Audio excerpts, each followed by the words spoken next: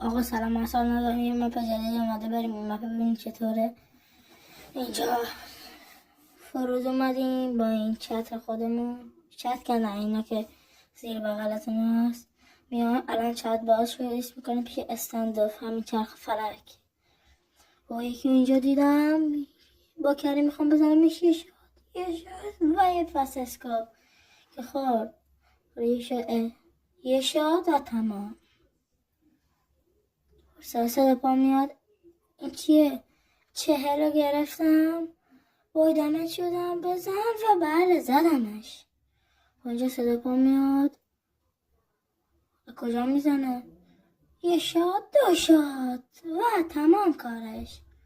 اینجا صدا پا اومد، سوار موتور اومدم پیش دراب.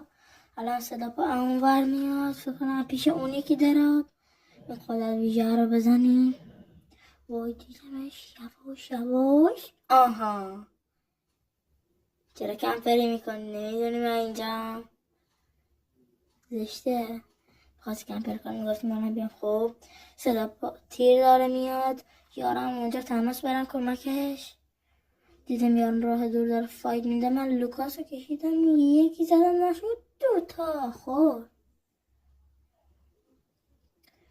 اینجا یکی دیگه هم هست، یه شاد. نه یارم کشید. آقا اسکال تو که میتونی بزنی، چرا منو کشیدی تا اونجا؟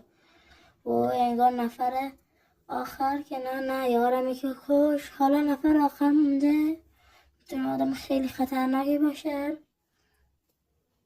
خب سلام آدم خطرناک، من اومدم زدمش. وای میزنم. او چطور زد؟ با چی دمجم کرد؟ بزن. یه میزنمت.